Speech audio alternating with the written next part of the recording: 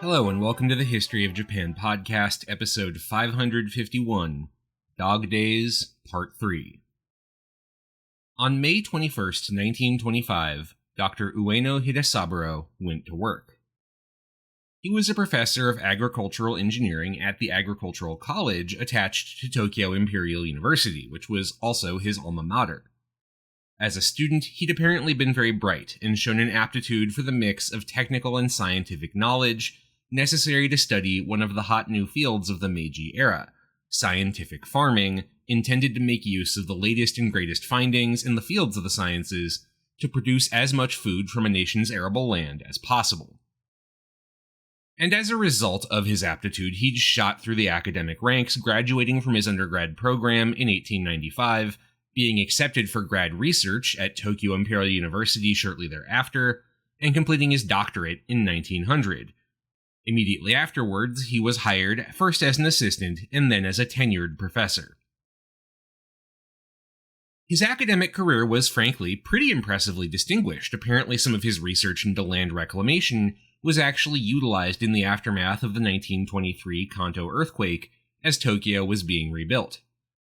Naturally enough, given that resume, nobody actually remembers Ueno Hidesaburo for his academic research or his intellectual gifts. They remember him, instead, for his dog. That dog was named Hachiko, who was, by the time of May 1925, just a little under 2 years old. Hachiko was bred at a dog farm in Odate, in the northern end of Akita Prefecture, in November 1923, being sold and shipped to Professor Ueno by rail just a few months later as a pet. Dr. Ueno was, by all accounts, a very doting dog owner, and Hachiko was, in turn, exceptionally devoted to him. Dr. Ueno's home was in Shibuya, in the western part of Tokyo, while the campus of Tokyo Imperial University is in the northern part of the city, in Bunkyoku. So every single day, Dr. Ueno would walk from his home in Shibuya with Hachiko to one of the classic symbols of Imperial Japanese modernity, the train station, and leave his beloved pet behind to walk home without him as he went to work. Hachiko, meanwhile, was smart enough and aware enough of his owner's schedule that he returned on his own to Shibuya Station every afternoon, Japanese trains, of course, being infamously punctual to the point where you could know, even as a dog, the precise time at which one would arrive every single day. My God, do I miss Japanese public transit. This routine continued happily until May 21st, 1925, when Hachiko made his way to Shibuya Station in the afternoon to await Dr. Ueno's return. Except Dr. Ueno never came back. And he never would. While teaching that day, Dr. Ueno Hidesaburo had suffered a cerebral hemorrhage and died. Which, of course, is a horrible tragedy and a reminder of just how short life can be. Dr. Ueno was only 53 at the time of his death. But again, the dramatic death is not what Dr. Ueno is remembered for. What he's remembered for is the devotion his dog showed to his memory. Every day for the next 9 years, 9 months, and 15 days, Hachiko commuted to Shibuya Station to wait for his master at the usual time and at his usual exit until his own death on May 8, 1935. After his death, Hachiko was cremated and interred with his master at the Aoyama Buddhist Cemetery, though not before his pelt was removed and preserved. It's now a part of the permanent collection of the National Science Museum in Ueno Park, stuffed and mounted next to one of Japan's last wild wolves. I haven't actually been. When I go to Ueno, I prefer to hang out at Kaneiji, but it's on my list for the next time I'm in the city. Hachiko, too, is remembered less for his passing and more for what came after. Actually, really even before his death, the heartwarming story of the dog loyal to his master beyond the point of death had started to do the rounds. The Asahi Shimbun was the first paper to run a human interest story on Hachiko the Chuken, the loyal dog, in 1932, but, of course, that was only the beginning of the story. I'm going to quote here from Aaron Scabellon's Empire of Dogs. Though long dead, Hachiko remains very much alive in popular memory. To name just a few examples, a 1971 children's picture book, an earlier version of which was released in 1934, about the dog remains in print to this day. In 1987, Shochiku Fuji released the movie Hachiko Monogatari, the story of Hachiko, a maudlin retelling of his life, replete with an extended scene of Hachiko dreaming, in color, of playing with his deceased master under boughs of cherry blossoms, and a 1999 survey conducted by the National Postal Service for the selection of a new series of commemorative stamps saw the public choose Hachiko as one of 170 images that best illustrate the Japanese experience in the 20th century. In the 21st century, Hachiko's fame appears to be releasing new levels. In the last few years, publishers have issued several children's books in English and French. And in 2009, Hachi, A Dog's Tale, a remake of the Japanese film, directed by Lasse Hallström, best known for My Life as a Dog, and starring actor and Japanophile Richard Gere, as a professor who adopts a stray Akita puppy, arrived in theaters around the world. Now again, just to go on the record here, I actually haven't seen Hachi, A Dog's Tale, but both my evaluation of Richard Gere as an actor and my recollection of its reception makes its 63% score on Rotten Tomato seem surprisingly high. Maybe I'm misjudging, though. If it's actually good, feel free to let me know. What I'm getting at here is that Hachiko is, by pretty much any count, a legend. I suspect he's one of the best-known figures of modern Japanese history. I would actually be willing to bet that there are more people outside of Japan itself who know who Hachiko is than who know, say, who Ito Hirobumi is. I couldn't tell you when I first heard this story, but I can tell you it was definitely before my academic study of Japanese history began. I want to say early high school, late middle school, so definitely a bit before I knew who Ito Hirobumi was. Now, on the one hand, the popularity of the Hachiko story makes sense on its own. After all, it's a heartwarming tale of a devoted pet. And if social media's taught us anything, it's that the one thing that brings humans together is animals being cute. On the other hand, it's a bit odd when you think about just how prominent the story of this dog is, and digging a bit deeper, it becomes clear that that popularity is not organic. There was a deliberate attempt to push this story forward. Looking at how and why that happened, in turn, reveals some very interesting aspects of the story of pre-World War II Japan. And that's why I want to finish our story of canine history in Japan with the tale of Hachiko, because the ways in which it came to be help us understand how Japan got where it is today, at least in terms of its relationship to dogs, but in a few other places as well. And this actually starts with the origins of Hachiko himself, who is identified in the historical record as belonging to a distinctly Japanese dog breed, the Akita Inu. Now, as you might remember, dog breeding in the modern sense is an invention of Victorian times. It is true that since time immemorial, humans have been practicing selective breeding of dogs to produce, well, whatever we needed them for, but it's only been comparatively recently that we have started to fixate on this notion of breeds, and it's worth noting that the Victorian notion of dog breeds is built around the idea of physical appearance, not a role or a job performed by the dog. In turn, in Japan during the Meiji years, Western dog breeds took up most of the attention, associated as they were with foreign, exotic sophistication. Domestic dogs, meanwhile, were labeled with terms derived from the rhetoric of imperialism: uncivilized, barbarous, evil, wild. They were driven out of cities or simply killed outright, often out of concern that they would spread rabies. There were a few in Japan and outside of it who expressed some concern at the mongrelization, so to speak, of Japan's native dog population, but until a few decades into the 20th century, they were very much in the minority. But by the 1920s, things had started to shift for a few reasons. First, and probably most importantly, the rabies vaccine had started to spread around the world after its invention in 1885. This meant the long-standing rationale for the harsh suppression of the native dog population, preventing rabies infections, which again are almost always fatal, no longer held water. Second, Japan had begun to develop the same social class that had driven the dog revolution back in Victorian England: an urban middle class with money to spend and a desire to imitate the airs put on by the rich and aristocratic. By this point, of course, that included dog ownership, and in classic middle-class fashion, a whole industry of dog magazines describing the advantages of different dogs and how to care for them, dog food, tips for owners, all of that began to grow up in Japan to cater to a rising demand. Rising urbanization also played a part in this trend. By the 1920s, Japan was not yet a majority urban society. That had to wait till the post-war years, but the size of its cities was dramatically increasing as the country's economic growth and industrial output grew apace.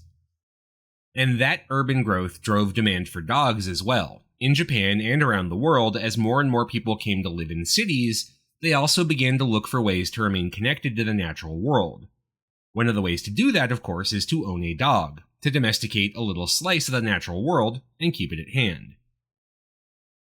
And all of this explains why a professor like Dr. Ueno, for example, a member of the rising Japanese middle class, might want to own a dog while living in a place like Shibuya.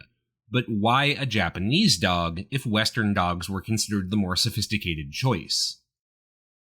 Well, because by the 1920s, Japan was well into what professors Najita Tetsuo and Harry Haratunian labeled as its revolt against the West, a rising tide that rejected the out-and-out embrace of Westernization which had been the hallmark of much of the Meiji years, in favor of a renewed emphasis on perceived traditional values. There were many factors driving that change, of course, though the biggest were probably Japan's victories in its two overseas wars against China in 1895 and Russia in 1905, both of which established Japan as a major power on the world stage, and thus clearly possessed of some special character that was grounded in its history. A rising group of activists began to promote the idea of Japanese uniqueness, and part of that uniqueness was the natural world of the archipelago, which represented a pure Japanese past that was in danger of being overrun by the rising tide of industry. We don't, of course, know that this is why Dr. Ueno chose to adopt a Japanese dog rather than a Western one. Maybe his professor's salary just wasn't good enough to afford a more expensive breed. Maybe he was intellectually attracted to this notion of revolt against the West. We're not quite sure. What we do know is that by this time there were a group of intellectuals specifically promoting this idea when it came to dogs, the most famous of whom is Saito Hirokichi, sometimes also called Saito Hiroshi. Saito was born in 1900 in rural Yamagata Prefecture in the north of Honshu. Like many, he came to Tokyo as a young man looking for work, and eventually graduated from what's now Tokyo Geijutsu Daigaku, or the Tokyo University of the Arts, with a focus on landscape architecture. Saito was apparently pretty good, too. One of the gardens of the National Museum of Modern Art was designed by him. From a young age, he was intrigued by Japan's pre-modern culture. One of his many jobs was preserving the Yomei archive in Kyoto that houses the artifacts of the prestigious Fujiwara and Konoe aristocratic families. He also served a brief stint in the army in 1927, but was discharged for health reasons. Told by army doctors that he needed to get more fresh air, he decided to get a dog. As a lover of the classics, he decided to seek out a specifically Japanese dog, and was crushed to find he could not locate one, quote, like those depicted in the ancient scrolls. Such dogs did not exist in Tokyo anymore. Foreign dogs had interbred with the local ones. Even in the mountains of Akita Prefecture, where the Akita Inu takes its name from, Saito couldn't find a dog that worked for what he wanted. By 1928, as the founder of the new Nihon Ken Hozonkai, or Society for the Preservation of the Japanese Dog, Saito was on the hunt for examples of pure Japanese dogs, taking his cue on the language of dog breeds from the example of Victorian dog owners and their obsession with the purity of dog breeds. Sometime in 1929, while returning from his many trips around Japan, Saito met Hachiko in the vicinity of Shibuya Station on one of the dog's many trips to await his departed owner, and that encounter made a big impression on Saito Hirokichi. Hachiko was a feature of one of the newsletters put out by the Society for the Preservation of the Japanese Dog in 1929, and would feature consistently in its messaging for the next few years. It was actually Saito who proposed to a reporter from the Asahi Shimbun that they run a story on Hachiko, which appeared in the morning edition for October 4th, 1932, and was entitled The Story of a Lovable Dog, a 7-year expectant wait for the return of a master who is no longer of this world. Saito was pretty happy with the resulting attention this brought on his society, though not with the fact that the Asahi article called Hachiko a mixed breed rather than a pure-blooded Akita dog.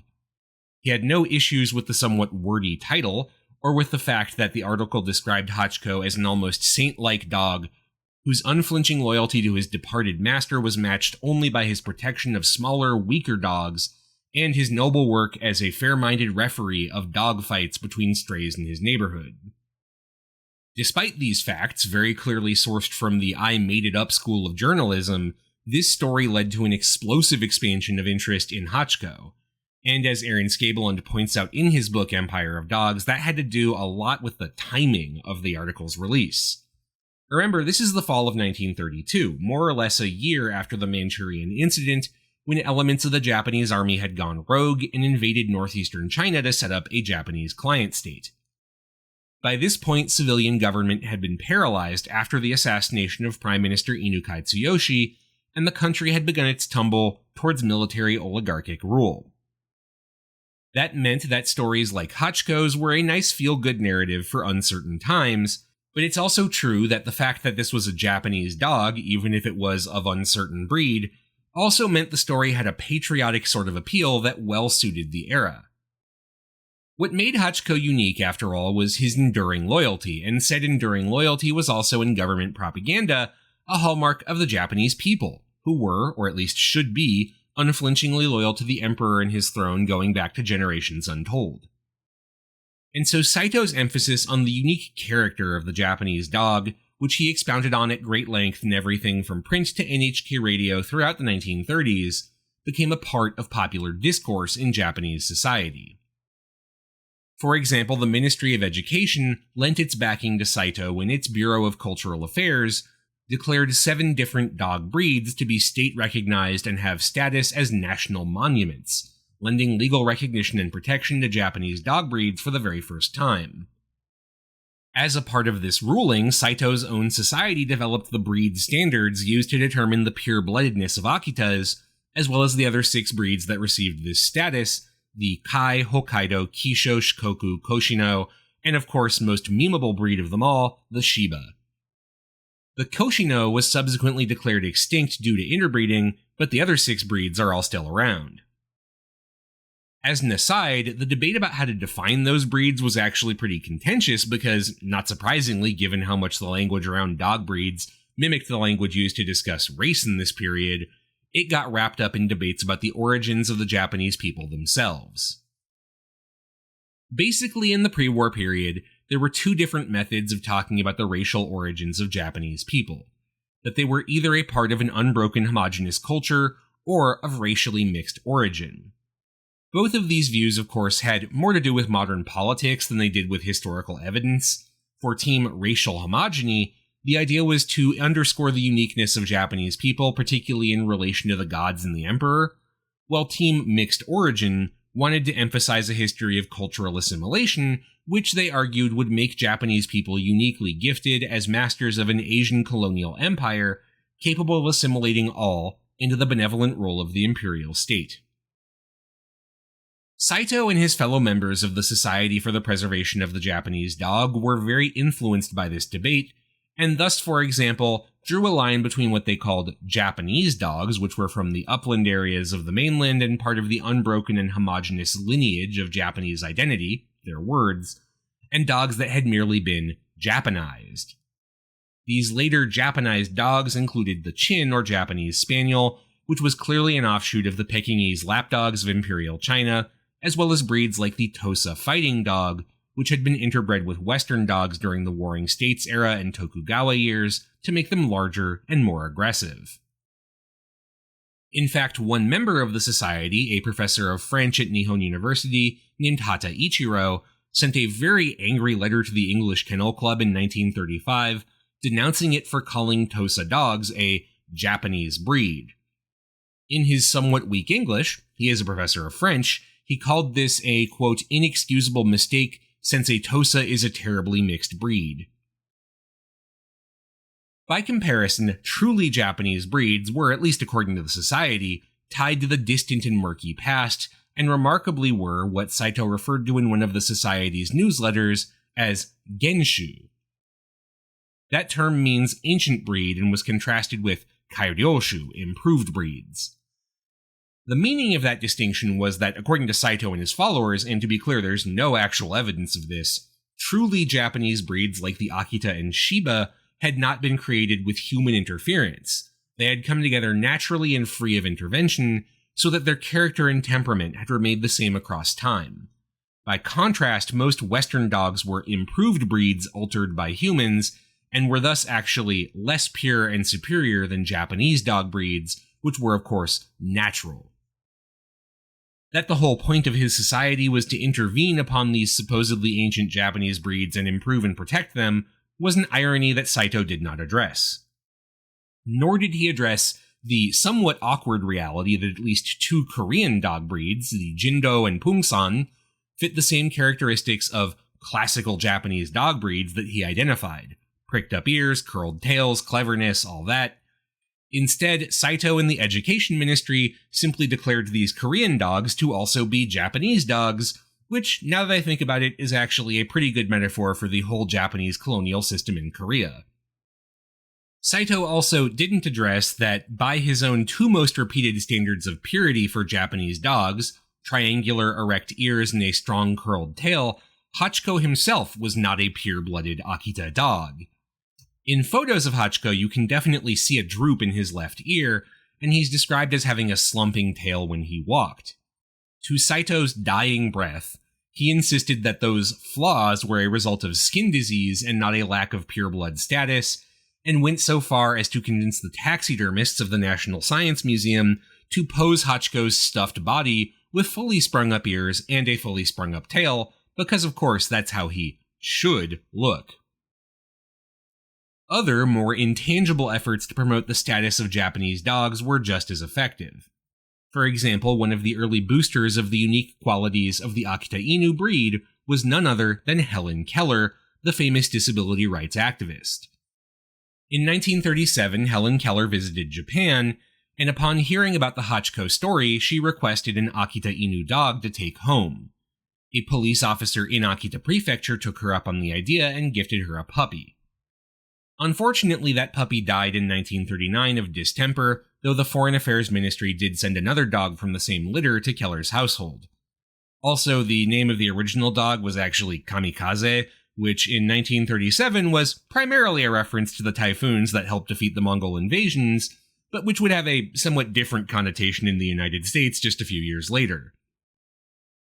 Taken as a whole, Saito Hirokichi's role as the promoter of Japanese dog breeds, as well as the Akita Inu and Hachiko legend specifically, is central to the evolution of Japanese dog breeding in Japan. His most repeated slogan, Nihonjin nara Nihonken o kae, if you are Japanese, you must keep a Japanese dog, was a constant refrain in war-era media, and was very resonant with a Japanese population that was increasingly rejecting what it viewed as a slavish attitude towards the West in earlier decades. Saito also popularized the notion that Japanese dog breeds had, in terms of their temperament, picked up some uniquely Japanese traits from the humans which domesticated them. That, in essence, living around Japanese people had made them Japanese in attitude as well. As he put it in a 1937 speech broadcast on NHK, quote, "The dog's temperament is strongly influenced by the character of its master, but because the Japanese dog breed has a long history, the character of the nation has exerted influence on the entire breed.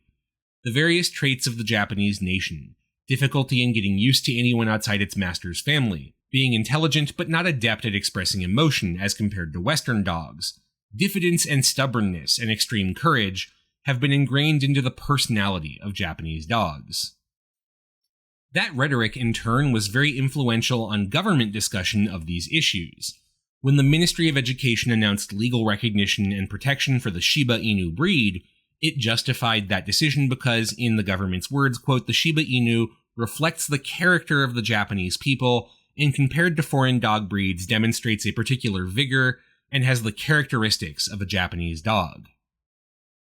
Many of these claims about the unique character of the Japanese dog started to go beyond claims that these dogs were just distinct from Western ones and maybe had their own merits. In fact, they were better.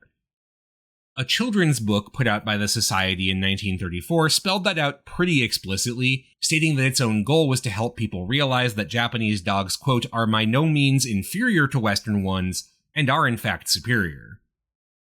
A bold proclamation, certainly, and one that was very much in keeping with the attitude of the 1930s and the growing trend towards Japanese particularism and the rejection of the West, which characterized the lead-up to World War II. Also characteristic of the times was the tying of all of this to the imperial throne. Saito, in one of his many speeches on this subject, declared Japanese dog breeds to have a history of purity, quote, from the days of Emperor Jimmu, the legendary and almost certainly mythical figure who founded the imperial line. In 1932, meanwhile, the society held its first dog show on November 3rd, 1932, November 3rd actually being a national holiday in the pre-war years because it's the birthday of the Meiji Emperor.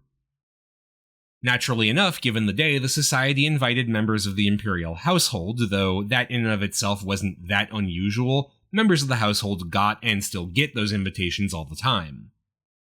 When they naturally didn't attend, they were all presented in absentia with tiny Hachiko statues that I assume are being used to this day as paperweights or something somewhere in the imperial palace.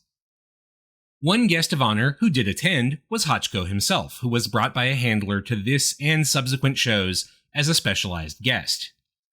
Hachiko wasn't the only canine guest either. He was there with Komago, another Akita who'd been gifted to one of Emperor Hirohito's relatives. Both dogs also got commemorative collars to mark the event. Hachiko's stuffed body in the National Science Museum is still wearing that collar today. Hachiko's utility for the Japanese government in terms of propaganda, though, didn't end with his death.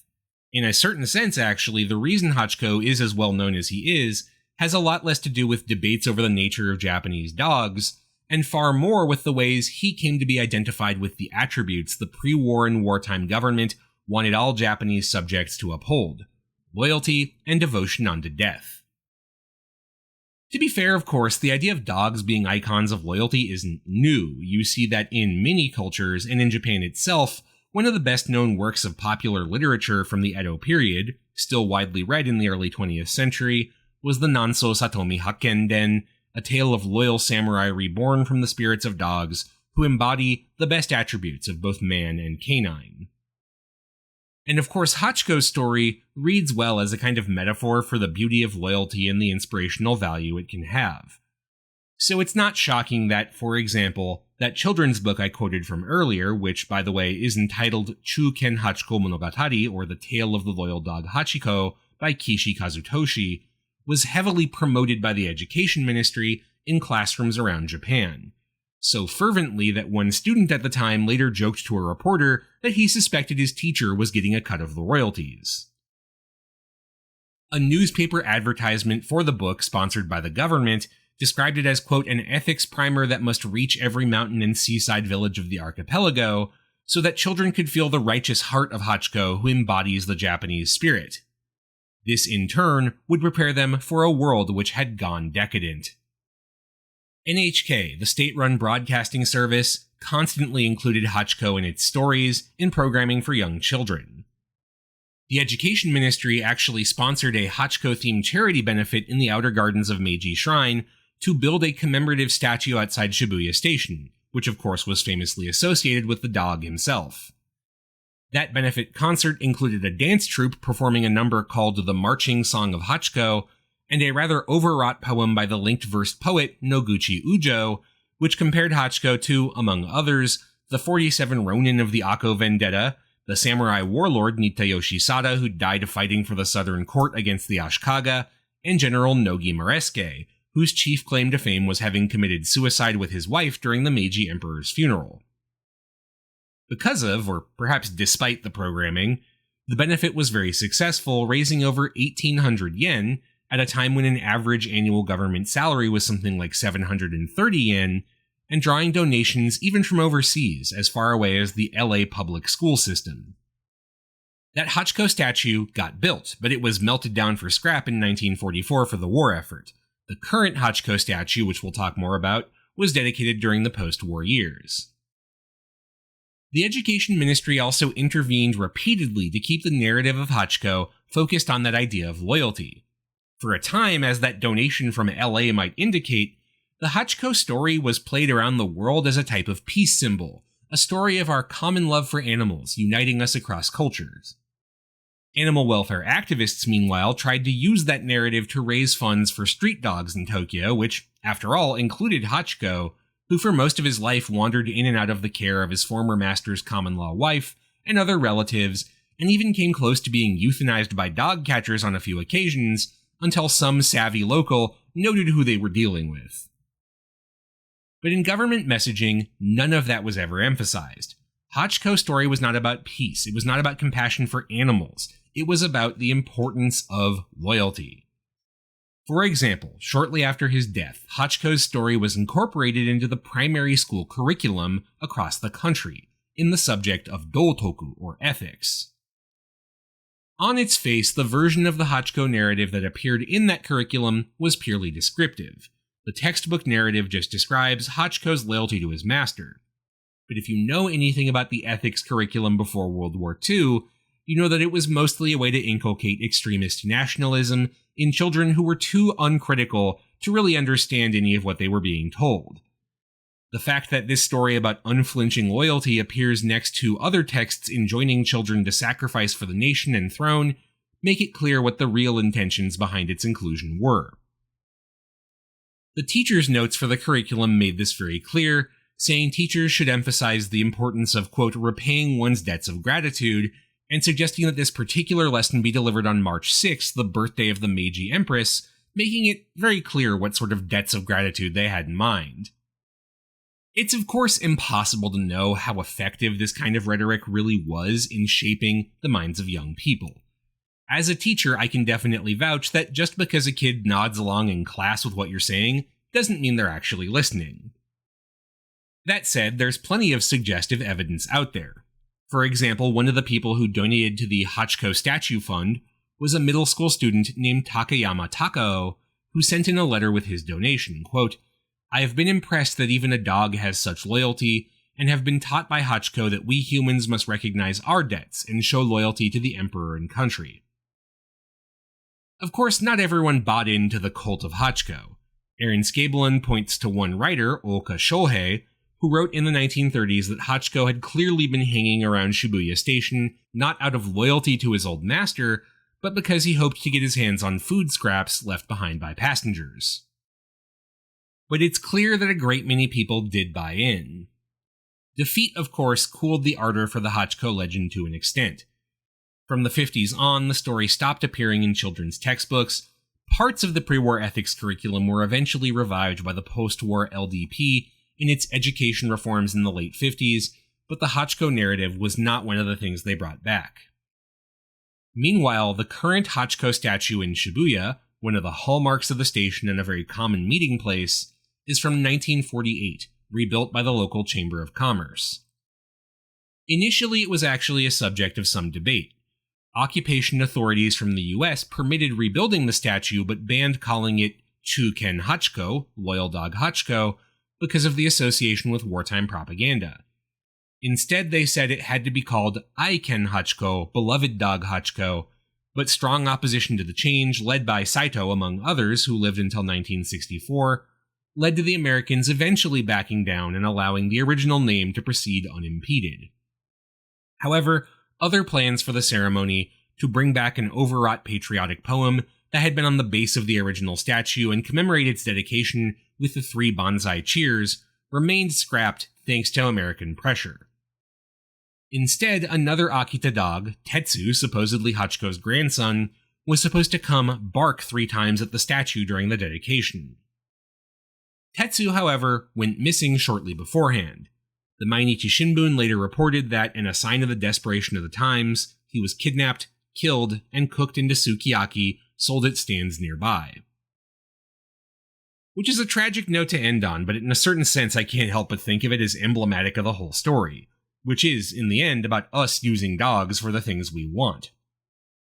I'm not saying the 2 acts are equivalent here, but reading back on my notes, I can't help but feel like Hachiko himself largely ends up erased in his own story, pushed aside by the need to investigate the nature of the Japanese dog in some spiritual sense almost. Hachiko's story became a narrative to be consumed, and Hachiko himself, a dog who presumably just wanted the love and affection and food domesticated animals want, ended up as a stuffed corpse literally propped up in the service of Japanese nationalism. A fascinating story, but a tragic end. That's all for this week. Thank you very much for listening. This show is a part of the Facing Backward podcast network. You can find out more about this show and our other shows at facingbackward.com.